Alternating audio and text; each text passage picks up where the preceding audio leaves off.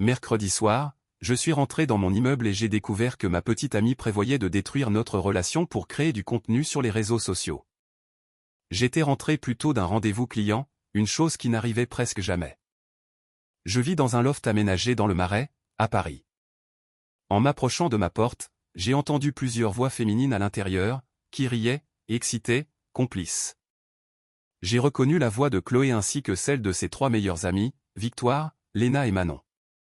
La porte était légèrement entr'ouverte. Je me suis arrêté dans le couloir, sur le point de signaler ma présence, quand j'ai entendu la voix de Victoire. Bon, on est d'accord. Samedi au marché des enfants rouges vers 14 h. Un maximum de passages, plein de témoins. Je me suis figé. Léna est intervenue ensuite, la voix pétillante d'excitation, et moi je serai à la table d'à côté, je filmerai de profil. Manon a ajouté, moi je prendrai le plan de face depuis le stand de café. Il nous faut plusieurs angles pour le montage. Et s'il se doute de quelque chose? C'était Chloé, et elle avait l'air nerveuse. Il sait que je n'y vais pas souvent pour déjeuner. C'est pour ça que tu l'as proposé, a répondu Manon. Victoire a repris la parole. Clairement, c'était elle la meneuse. Voici encore le scénario. Tu lui dis que tu te sens déconnecté, que tu penses vouloir des choses différentes dans la vie. Reste assez vague pour qu'il pose des questions. C'est là que tu lâches la vraie bombe. Et ensuite je dis, je pense qu'on devrait faire une pause définitive, a demandé Chloé. Exactement. A presque couiné Léna. Mais voici la clé. Tu dois rester calme pendant qu'il s'effondre. Le contraste fait tout. Toi, posée et forte. Lui, suppliant et désespéré. C'est ça qui crée le buzz. Mes mains se sont serrées en poing le long de mon corps. Victoire a continué, ma dernière vidéo de rupture a fait 2,3 millions de vues. Mais celle-ci sera encore meilleure parce qu'Antoine ne s'y attend pas du tout. Le choc sincère sur son visage sera parfait. De l'or en barre. Je ne sais pas si je pourrais le regarder souffrir pour de vrai, a dit doucement Chloé. Manon a ri. Tu ne vas pas le laisser vraiment souffrir. Après quelques jours, tu révèles que c'était un test pour prouver sa dévotion. Tu filmeras aussi le moment de la réconciliation. C'est la suite du contenu. Tout l'angle il a prouvé son amour. Les gens en raffolent. Exactement, a approuvé Léna. La voix de Victoire a pris ce ton de mentor qu'elle adorait utiliser. Fais-moi confiance, Chloé, chaque relation a besoin de ce genre de test. S'il t'aime vraiment, il se battra pour toi. Et s'il ne se bat pas assez fort, alors tu connaîtras la vérité sur ses vrais sentiments. Mais j'ai entendu Chloé demander, la voix petite et incertaine. Et s'il accepte simplement la rupture? Ses trois amies ont éclaté de rire. Elles ont vraiment ri, comme si elle avait dit une absurdité. Aucun homme ne laisse sa copine partir en public sans faire une scène, a déclaré Victoire avec une confiance absolue. Surtout pas dans un endroit aussi bondé que le marché des enfants rouges. Il va supplier. Ils le font toujours. J'ai fait ça 2 fois. Et les 2 fois, le mec a complètement craqué. C'est comme s'il ne pouvait pas s'en empêcher. Je suis resté là pendant encore 30 secondes, à les écouter peaufiner leur plan. Chaque mot me glaçait un peu plus le sang. Ces femmes traitaient ma relation comme une émission de télé-réalité. Elles voulaient que je joue l'humiliation pour divertir leur public. Je suis reculé silencieusement, j'ai pris l'ascenseur pour descendre, et je me suis assis dans ma voiture pendant 20 minutes, assimilant ce que je venais d'entendre. Une stratégie prenait forme dans mon esprit. Elle supposait que je jouerais le rôle qu'elle m'avait écrit. Elle comptait sur le fait que je sois prévisible, mais j'avais une nouvelle pour elle. Je ne me donne pas en spectacle pour le divertissement de qui que ce soit. Si Chloé voulait rompre pour du contenu, elle aurait sa rupture, mais elle n'aurait pas son contenu. J'ai conduit jusqu'à la maison de ma sœur à Boulogne-Billancourt. Camille a ouvert la porte, a vu mon visage et m'a tiré à l'intérieur. Que s'est-il passé? Je lui ai tout raconté. Quand j'ai eu fini, Camille faisait les 100 pas, les poings serrés. Je t'avais prévenu qu'elle changeait. Que ce délire d'influenceuse la corrompait. Je sais. Alors, qu'est-ce que tu vas faire? Lui donner exactement ce qu'elle veut. Elle veut rompre. On rompt. Pas de questions, pas de disputes, pas de supplications. Camille m'a dévisagé. En public? Devant des caméras.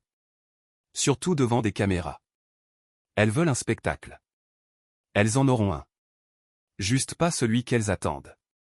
Antoine, si tu fais ça, la relation est probablement finie pour de bon. Je sais, mais si Chloé est prête à mettre en scène cette manipulation, c'est peut-être qu'elle devrait être finie. Camille m'a serré la main. Tu mérites carrément mieux que ça. Je suis rentré chez moi vers 23 heures.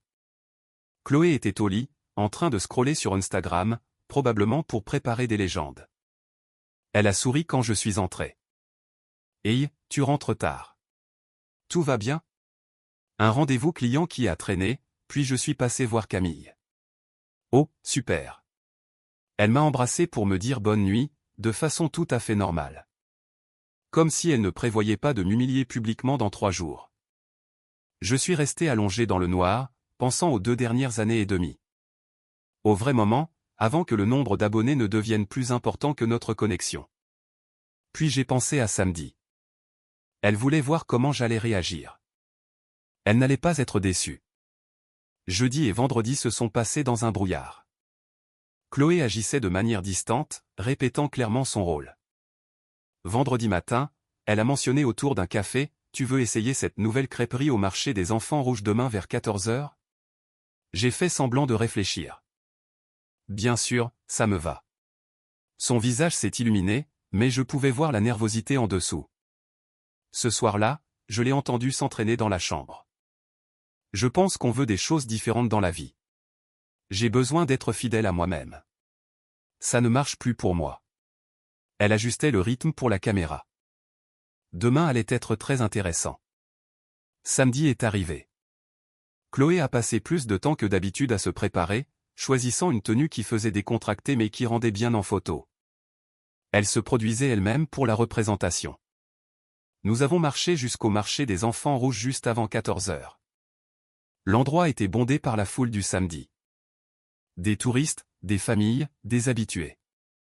L'odeur des fleurs se mêlait à celle des pâtisseries et du café. Les commerçants criaient leurs offres du jour. La crêperie avait des tables dans l'une des allées les plus larges. J'ai repéré le dispositif immédiatement. Léna a une table voisine, le téléphone sur un trépied braqué sur nous. Manon au stand de café à 6 mètres de là, téléphone en main.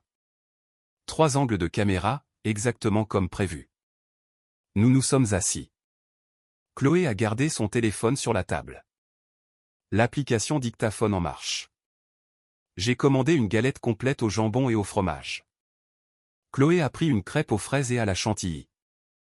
Des banalités en attendant. Elle était nerveuse, s'agitait, jetant des regards furtifs vers Léna. Les plats sont arrivés.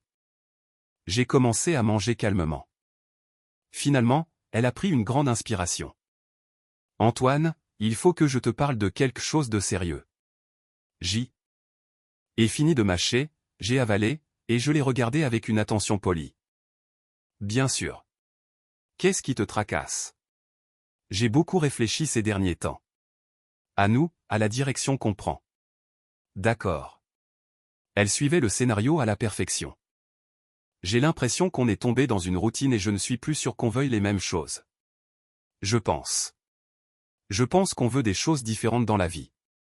J'ai posé ma fourchette, me suis essuyé la bouche, et les regardé droit dans les yeux. C'était le moment. 3 caméras tournaient. Tu es en train de rompre avec moi. Chloé a cligné des yeux. Elle s'attendait à plus de préambule. Elle s'est vite reprise. Je pense que j'ai besoin d'être fidèle à moi-même. Et honnêtement, ça ne marche plus pour moi. Une diction parfaite. Calme, mesurée, la femme forte faisant un choix difficile. C'était là que j'étais censé m'effondrer. Que j'étais censé demander ce que j'avais fait de mal, la supplier de reconsidérer sa décision, peut-être lui attraper la main et l'implorer de penser à ce que nous avions construit ensemble. Au lieu de cela, j'ai hoché la tête une fois. D'accord. Le seul mot est resté suspendu en l'air entre nous. L'expression soigneusement composée de Chloé s'est légèrement fissurée. D'accord. Si c'est ce que tu veux, alors d'accord. Je respecte ta décision. J'ai repris une bouchée de ma galette. Elle m'a dévisagé. Ce n'était pas dans le scénario. Rien de tout ça n'était dans le scénario.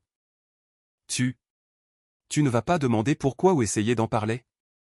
J'ai fini de mâcher, en prenant mon temps. Tu as dit que ça ne marchait plus pour toi. Je ne vais pas essayer de te convaincre de rester dans une relation qui ne te convient pas. Ce ne serait juste pour aucun de nous deux. Du coin de l'œil, j'ai vu Léna bouger inconfortablement à sa table.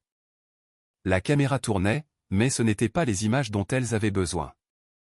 Chloé a jeté un coup d'œil vers elle, puis est revenue vers moi. Mais tu ne veux pas te battre pour nous? J'ai posé ma fourchette et les regardé avec ce que j'espérais paraître comme une confusion sincère. Tu viens de me dire que tu penses qu'on veut des choses différentes et que notre relation ne marche pas. Pourquoi me battrais-je exactement? Silence. Autour de nous, le marché continuait son rythme du samedi. Les vendeurs, les clients, le sifflement des machines à expresso. Mais à notre petite table, plus rien. J'ai sorti mon portefeuille et j'ai posé des billets sur la table, assez pour couvrir nos 2 repas et un généreux pourboire. Je déménagerai mes affaires de l'appartement cette semaine. Tu peux garder l'endroit puisque ton nom est sur le bail. Je te virerai ma moitié du loyer de ce mois-ci d'ici lundi. Les yeux de Chloé se sont écarquillés. Attends, tu acceptes ça? Juste comme ça?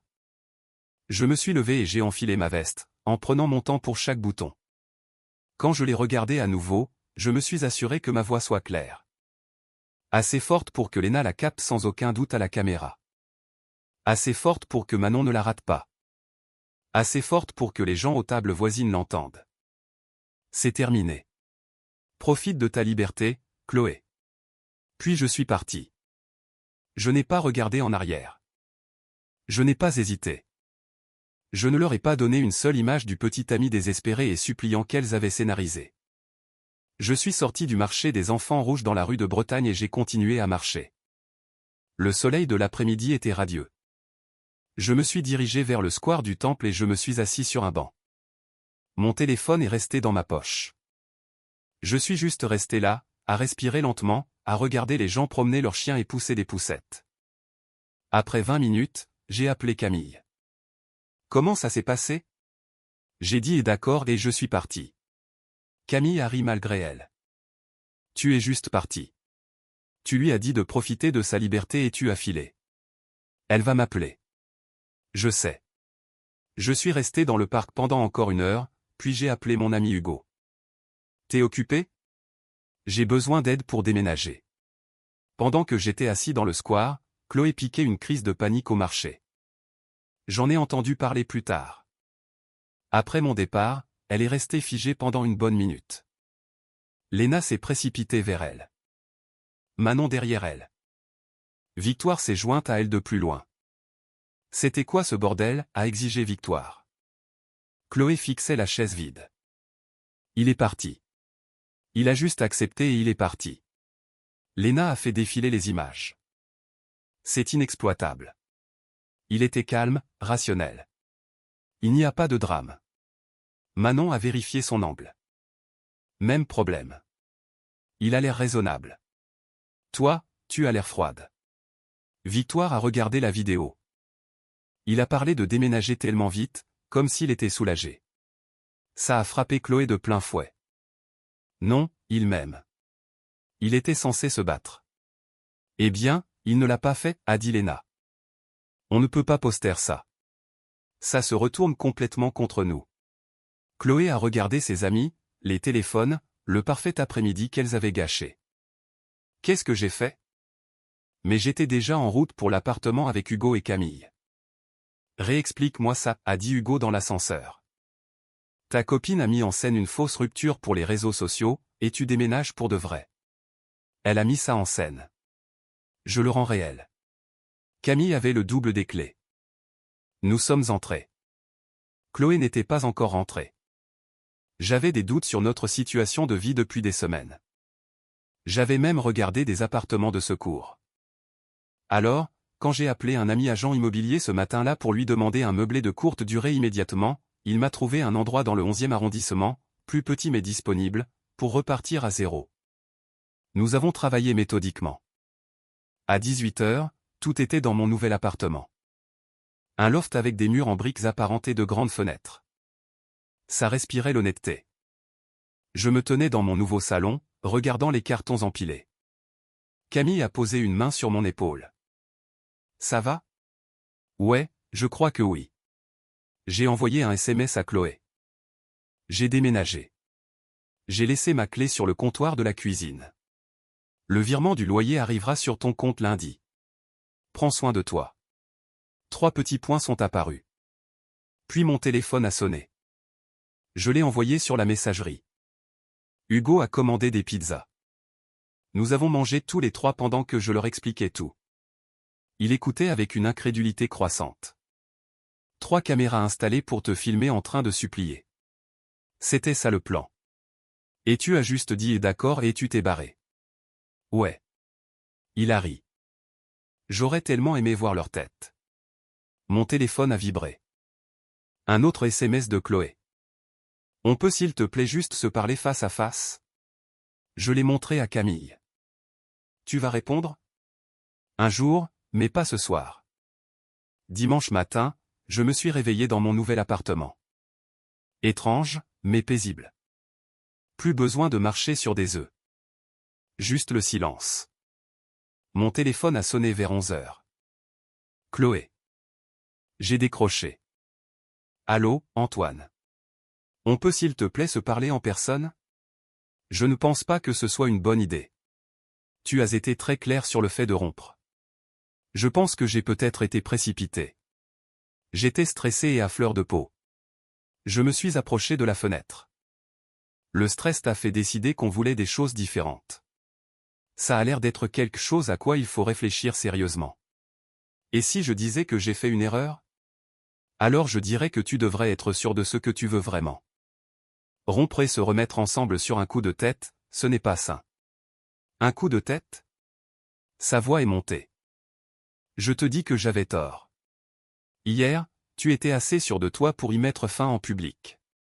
Aujourd'hui, tu es sûr que tu avais tort. Comment savoir si demain tu ne seras pas sûr d'autre chose? Silence. Puis, doucement, parce que je t'aime. Tu m'aimais hier aussi. Ça ne t'a pas empêché de tout arrêter. Donc, tu laisses tout tomber après 2 ans et demi. C'est toi qui as tout laissé tomber hier. J'accepte la décision que tu as prise. Elle a raccroché. Le lendemain, lundi matin, les amis de Chloé se sont réunis dans un coffee shop réputé près du canal Saint-Martin pour limiter la casse. Manon m'a raconté ça plus tard.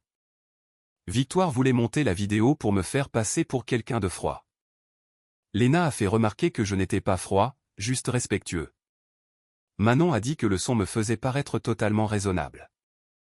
Elles ont fixé ces images inexploitables pendant des heures. On devrait dire à Chloé de passer à autre chose, a suggéré Léna. Si Antoine l'aimait vraiment, il se serait battu, a insisté Victoire. Ou alors, a dit doucement Manon, il est assez intelligent pour ne pas jouer à notre jeu. Il s'agissait d'aider Chloé à se sentir rassurée, a dit Victoire sur la défensive. En lui mentant et en le filmant? C'est malsain. La première fissure dans leur groupe venait d'apparaître. Pendant ce temps, Chloé essayait de multiples approches par SMS. Je pense qu'on se doit au moins d'essayer une thérapie de couple. J'ai répondu, tu as mis fin à la relation. Il n'y a plus de nous à soigner. Plus tard, et tous les projets qu'on avait faits pour la Provence en octobre? Tu auras la liberté de faire de nouveaux projets maintenant.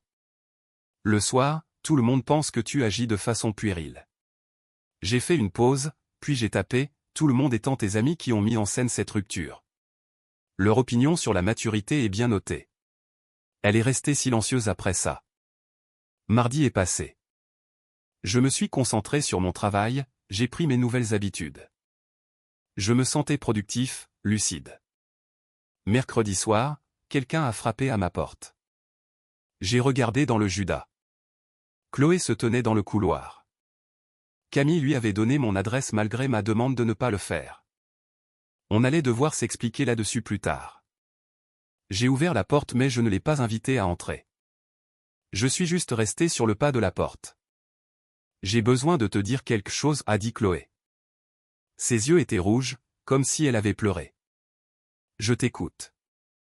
Elle a regardé par-dessus mon épaule, espérant clairement que je la laisserais entrer. Quand je n'ai pas bougé, elle a pris une inspiration. Samedi n'était pas entièrement réel. Qu'est-ce que ça veut dire? C'était censé être. Elle cherchait ses mots. Mes amis ont pensé que ce serait bien de tester si tu te battrais pour notre relation. J'ai gardé un visage neutre. Un test. Tu m'as testé. Ça a l'air horrible quand tu le dis comme ça. Comment ça devrait sonner? Tu as mis en scène une fausse rupture pour voir comment j'allais réagir. Ça ne devait pas se passer comme ça. Sa voix s'est élevée, résonnant dans le couloir. Tu étais censé me montrer que tu tenais à moi. Tu étais censé réagir. En suppliant? En faisant une scène en public pour vos caméras? En montrant un peu d'émotion, en agissant comme si me perdre comptait? La porte d'un voisin s'est ouverte au bout du couloir, puis s'est refermée rapidement. J'ai fait un pas pour sortir complètement dans le couloir et j'ai fermé la porte de mon appartement derrière moi. Cette conversation n'allait pas avoir lieu chez moi. Tu veux savoir ce qui comptait pour moi? Être avec quelqu'un d'authentique, quelqu'un qui communique honnêtement, quelqu'un qui ne traite pas notre relation comme une expérience sociale pour des inconnus sur Internet. Ce n'était pas une expérience. Tu as demandé à tes amis de le filmer. Tu as écrit un script de ce que tu allais dire. Tu as choisi un lieu public pour un impact maximum. Comment tu appellerais ça? Elle est restée silencieuse un long moment, se tordant les mains. Une erreur. Une erreur, c'est oublier un anniversaire. Ça, c'était une décision calculée pour me manipuler afin de créer du contenu. Son visage est devenu blanc. Comment? Tu étais au courant pour le contenu? J'ai tout entendu mercredi soir. La session de préparation, les angles de caméra, le scénario pour me faire passer pour un désespéré pendant que tu restais impassible. Absolument tout. Chloé a reculé en chancelant contre le mur du couloir, comme si je l'avais frappé physiquement. Tu le savais. Depuis le début. Tu savais. Je le savais avant même que tu proposes le marché des enfants rouges. Et tu as quand même. Tu m'as laissé aller jusqu'au bout. Je l'ai regardé attentivement. Tu voulais me tester. Je t'ai montré exactement qui je suis. Je suis quelqu'un qui ne danse pas pour un public. Quelqu'un qui respecte les limites qu'on lui fixe, même les fausses.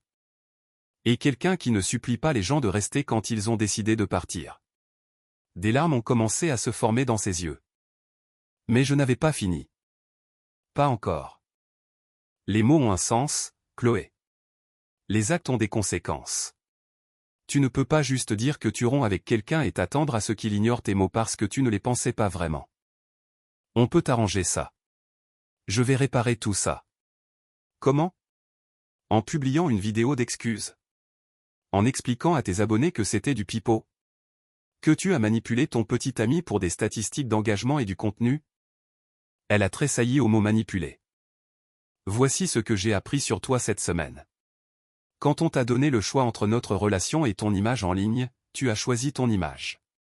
Quand tu as eu le choix entre les conseils de vrais amis et ceux de tes amies influenceuses, tu as choisi les influenceuses. Et face à la création d'un contenu authentique ou à un drame fabriqué de toutes pièces, tu as choisi le drame à chaque fois. C'est injuste. Tu avais installé 3 angles de caméra différents pour filmer mon humiliation. Tu as répété ton texte. Tu as choisi le moment le plus fréquenté, à l'endroit le plus fréquenté. Dis-moi quelle partie de ce constat est injuste. Le couloir était silencieux, à l'exception du bourdonnement du système de chauffage de l'immeuble. J'ai adouci ma voix mais je l'ai gardée ferme. Je mérite quelqu'un qui n'a pas besoin de tester mon amour. Quelqu'un qui me croit quand je suis là tous les jours. Quelqu'un qui ne me ferait pas de mal pour impressionner des inconnus sur Internet. Je te crois. Je sais que tu m'aimes. Si tu avais su que je t'aimais, tu n'aurais pas eu besoin de le tester. J'ai ouvert la porte de mon appartement pour rentrer. Alors, c'est tout, a dit Chloé, la voix brisée. C'est juste fini entre nous. C'était fini samedi à 14h07, quand tu m'as dit que ça ne marchait plus pour toi. La seule différence maintenant, c'est que tu comprends pourquoi. Je suis rentré et j'ai refermé doucement la porte. Elle est restée dans le couloir pendant plusieurs minutes avant de finalement s'en aller. Jeudi après-midi, je déjeunais en terrasse d'un bistrot sur la place des Vosges. Mon ami Hugo m'y avait rejoint et nous étions attablés dehors, profitant du beau temps de septembre. Le parasol nous offrait de l'ombre et observer les passants était, comme toujours, excellent. J'étais en train d'expliquer une situation complexe avec un client quand j'ai remarqué Victoire qui passait avec 2 autres femmes que je ne connaissais pas. Elle m'a vu, s'est arrêtée, et, dans ce que je ne peux supposer qu'être un moment de jugement spectaculairement mauvais alimenté par la colère, elle a marché directement vers notre table. Antoine. Surprise de te voir de sortie. Je pensais que tu serais en train de te morfondre tout seul quelque part. J'ai levé les yeux de mon menu, sincèrement surpris qu'elle m'aborde. Pourquoi est-ce que je me morfondrais? Ta copine vient de te larguer. La plupart des mecs seraient dévastés, à pleurer sur leur bière ou je ne sais quoi. Hugo observait cet échange avec une fascination évidente, en posant sa fourchette. Ex-copine, ai-je corrigé calmement, et elle a fait son choix clairement. Je l'ai respecté. C'est ce que font les adultes. Victoire s'est tournée vers Hugo, parlant assez fort pour que les tables voisines entendent. C'était clairement sa propre petite représentation. Tu vois, c'est ça le problème avec les hommes aujourd'hui. Pas de passion, pas de combativité, ils baissent les bras au premier signe de difficulté. Où est la romance? J'ai pris une gorgée de mon eau, la laissant finir son petit discours. Puis j'ai posé le verre avec soin. C'est ce que tu te dis? Que j'ai baissé les bras. C'est la version que vous servez à tout le monde maintenant? Elle a croisé les bras sur la défensive, ses 2 amis restant maladroitement en retrait. C'est la vérité. Chloé voulait que tu te battes pour elle et tu as juste tourné les talons. J'ai posé mon verre d'eau et je l'ai regardé droit dans les yeux. Les gens aux tables environnantes commençaient à prêter attention. Tant mieux. La vérité, c'est que tu as convaincu Chloé de mettre en scène une fausse rupture, de la filmer sous 3 angles différents, et de la publier pour faire du contenu. La vérité, c'est que tu as écrit ce qu'elle devait dire, tu l'as coaché pour rester calme pendant que je m'effondrais, et tu as planifié tout ça comme si tu produisais un épisode de télé-réalité. Le visage de Victoire a pâli. Les yeux de ses amis se sont écarquillés. Les gens aux tables voisines écoutaient définitivement maintenant, des téléphones apparaissant subtilement sur les genoux. La vérité, ai-je continué, la voix posée mais cristalline, c'est que j'ai surpris toute votre session de préparation mercredi soir la semaine dernière. Chaque mot, les angles de caméra, le plan de secours pour en venir aux menaces de séparation si je ne réagissais pas comme vous le vouliez, la discussion sur les hashtags qui marcheraient le mieux, tout. Hugo dévisageait Victoire avec un mépris non dissimulé. Tu fais paraître ça pire que ça ne l'était, a dit Victoire, la voix plus basse maintenant. Elle avait réalisé son erreur. Ah bon? Tu voulais filmer un homme se faire humilier en public pour le divertissement. Tu voulais capturer de la vraie douleur et un chagrin d'amour pour le monétiser. Quand ça n'a pas marché, quand j'ai refusé d'être votre marionnette, vous n'avez même pas pu poster les images parce que ça montrait Chloé exactement comme ce qu'elle était, une manipulatrice. Quelques personnes à proximité avaient sorti leur téléphone maintenant, sans même essayer de le cacher. On essayait d'aider Chloé à comprendre sa relation à commencer Victoire. Vous essayez de créer du contenu viral. Je l'ai coupé. Et quand ça n'a pas marché, quand j'ai refusé de me donner en spectacle pour vos caméras, tu viens ici pour essayer de me faire honte de ne pas t'avoir donné le show que tu voulais, de ne pas avoir supplié et pleuré sur commande comme un animal dressé. Attends, est intervenu Hugo, jouant son rôle à la perfection, elles ont vraiment filmé cette rupture? Genre, installer des caméras, 3 angles différents, au marché des enfants rouges, un samedi après-midi à 14h. Elles ont choisi l'endroit le plus bondé possible pour maximiser mon humiliation publique. Léna a une table avec un trépied, Manon au stand de café, plusieurs angles pour avoir des options au montage. Victoire a reculé de notre table, le visage rouge. C'est une affaire privée.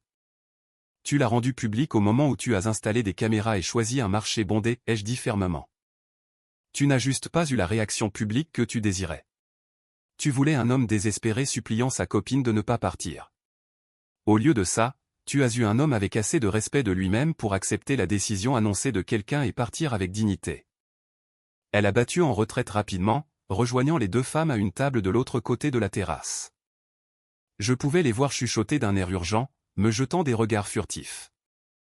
Je suis retourné à mon menu comme si de rien n'était, même si mes mains tremblaient légèrement à cause de l'adrénaline. Mec, a dit doucement Hugo. C'était glacial. Dès le vendredi soir, une courte vidéo TikTok faisait le tour du net. Quelqu'un à l'une des tables voisines avait bel et bien filmé, capturant la majeure partie de mon échange avec Victoire. La légende disait, un homme dénonce des influenceuses qui ont mis en scène une fausse rupture pour du contenu. Elle avait atteint environ 430 000 vues quand je l'ai vue. Dans les commentaires, les gens identifiaient Victoire, trouvaient son Instagram, trouvaient la page de Chloé. Internet avait décidé qu'elles étaient toxiques. Je n'ai pas suivi ce drame en ligne de très près. Ce n'était pas le but. Mais j'ai remarqué quand le père de Chloé l'a appelé. Je le sais parce que Chloé m'a envoyé un message à ce sujet le samedi matin. Mon père a vu la vidéo. Il m'a appelé. Il est tellement déçu de moi. Il m'a dit qu'il ne m'avait pas élevé pour traiter les gens comme des accessoires. Il a raison. Et pour finir, je sais que je ne mérite pas de réponse. Je sais que j'ai tout détruit, mais j'ai besoin que tu saches que je comprends maintenant ce que j'ai fait. Je t'ai blessé. Je t'ai manqué de respect. J'ai préféré la validation d'inconnu à quelqu'un qui m'aimait vraiment. Tu avais raison sur tout. J'ai lu les messages mais je n'ai pas répondu immédiatement. Je travaillais sur des rapports clients et j'avais besoin de me concentrer. 1 heure plus tard, un autre message. J'ai complètement coupé les ponts avec Victoire, Léna et Manon. J'arrête d'essayer d'être influenceuse. Je supprime tous mes réseaux sociaux sauf un compte privé pour ma vraie famille et mes vrais amis. Ça a attiré mon attention. C'était une étape importante, si elle était sincère. Un dernier message. Tu as dit que tu méritais quelqu'un qui n'a pas besoin de tester ton amour. Tu as raison. J'espère que tu la trouveras. J'espère qu'elle ne fera jamais les erreurs que j'ai faites. J'ai posé mon téléphone et j'y ai longuement réfléchi. 2 semaines plus tard, Chloé m'a contacté une dernière fois. Elle m'a demandé si on pouvait se voir juste une fois pour discuter. Elle a suggéré le café du Palais de Tokyo. Terrain neutre, public mais calme. J'ai failli dire non, mais quelque chose dans son message m'a fait reconsidérer la chose. Donc, jeudi soir, j'ai fait la courte marche pour m'y rendre. Le café surplombe la Seine. Les grandes fenêtres laissaient entrer la lumière du début de l'automne. Chloé était déjà là quand je suis arrivé. Elle avait l'air différente, moins sophistiquée, plus authentique. Pas de maquillage sous ring light, pas de tenue soigneusement étudiée pour bien rendre en photo. Juste elle, en jean et un pull simple. Merci d'avoir accepté de me voir, a-t-elle dit alors que je m'asseyais. Tu as dit que c'était important. Je voulais te donner quelque chose. Elle a fait glisser une enveloppe sur la table. Je l'ai ouverte. À l'intérieur se trouvait un chèque de 3 000 €. Qu'est-ce que c'est? L'argent que j'ai gagné avec mes partenariats ces 6 derniers mois. L'argent que j'ai gagné en partie en postant sur notre relation. Ce n'est pas juste que je le garde. J'ai fixé le chèque. Je ne veux pas de ton argent. Je sais, mais j'ai besoin de te le donner, ou faire un don. Ce que tu penses être juste. Je ne peux tout simplement pas continuer à profiter de quelque chose que j'ai corrompu. J'ai scruté son visage. Elle avait l'air fatiguée, mais il y avait quelque chose de plus clair dans ses yeux, quelque chose de plus honnête que ce que j'avais vu depuis des mois. Je voulais aussi que tu entendes ça de ma bouche, pas seulement par SMS. Quand mon père a appelé après avoir vu cette vidéo, entendre la déception réelle dans sa voix. Elle a fait une pause. Il m'a dit qu'il ne m'avait pas élevé pour traiter les gens comme des accessoires, mais c'était la façon dont il l'a dit. Comme s'il ne reconnaissait même plus qui j'étais devenu. Ton père est un homme bien. Il m'a demandé ce que je pensais qu'il allait se passer. Si je pensais que tu allais simplement me pardonner et qu'on passerait à autre chose comme si de rien n'était. J'ai attendu. Je lui ai dit que non. Je lui ai dit que je savais que tu étais trop intelligent pour ça, que tu avais trop de respect pour toi-même. J'ai hoché la tête lentement. Je déménage à Nantes. Ma cousine m'a offert un boulot dans son entreprise de traiteur. J'ai besoin de quitter Paris, de m'éloigner du milieu des influenceurs, de tout ce qui m'a fait croire que tout ça était normal. Ça m'a l'air d'être un bon projet. Je t'aimais. Je veux que tu saches qu'en dessous de toute la représentation, du contenu et de la recherche de validation, je t'aimais vraiment. Je sais, mais on ne peut plus se fier à ça. Non, je ne peux pas. Elle a hoché la tête, et j'ai vu des larmes se former dans ses yeux, bien qu'elle ne les laisse pas couler. J'ai appris quelque chose d'important. On ne peut pas tester l'amour. Soit on y croit, soit on n'y croit pas. Et si on n'y croit pas, c'est qu'on ne l'a pas vraiment. C'est vrai. Chloé s'est levée, rassemblant son manteau. J'espère qu'un jour tu pourras te souvenir des bons moments de nous, avant que je ne gâche tout. Je le ferai, mais je me souviendrai de tout. C'est comme ça qu'on apprend. Elle est partie. Je suis resté seul pendant encore quelques minutes, puis j'ai sorti mon téléphone. J'ai pris le chèque en photo, puis j'ai cherché une association locale qui aidait les victimes de violences conjugales, des personnes qui affrontaient de vrais problèmes de couple, pas des problèmes inventés. Je leur ai fait un don de l'intégralité des 3000 €. 3 mois plus tard, décembre était arrivé avec ses soirées froides et dégagées. J'étais à la patinoire du parvis de l'hôtel de ville avec ma sœur Camille et ses 2 enfants. Les illuminations de Noël étaient accrochées tout autour, créant ce genre de magie particulière qui ne se produit que dans les villes en hiver. Ma nièce exigeait que je fasse la course avec elle autour de la patinoire pour la 3e fois. Je faisais semblant d'être trop fatigué pendant qu'elle me tirait par les mains. Mon téléphone a vibré dans ma poche. Je l'ai sorti et j'ai vu un SMS d'un numéro inconnu. « Salut, c'est Manon. Je ne sais pas si tu te souviens de moi. J'étais l'une des amies de Chloé. Je voulais m'excuser pour mon rôle et pour ce qui s'est passé. C'était cruel et j'aurais dû dire non. J'ai arrêté d'essayer de faire carrière comme influenceuse. Certaines choses n'en valent pas la peine. J'espère que tu vas bien. » Je l'ai lu 2 fois, j'ai envisagé de ne pas répondre du tout, puis j'ai tapé « J'apprécie tes excuses. Bonne chance pour la suite. » J'ai remis mon téléphone dans ma poche et j'ai reporté mon attention sur ma nièce. Camille a patiné jusqu'à moi. C'était qui? Quelqu'un qui apprend que les actes ont des conséquences. Et toi, tu as appris quelque chose? J. Et souris et j'ai regardé autour de moi la patinoire, les lumières, la ville que j'aimais, les gens qui comptaient pour moi. Ouais, j'ai appris que je n'ai pas besoin de jouer un rôle pour l'approbation de qui que ce soit. J'ai appris que mes limites valent la peine d'être respectées. Et j'ai appris que parfois, la chose la plus forte que l'on puisse faire est simplement de dire d'accord et de s'en aller. Aucun regret d'avoir pris ta propre défense?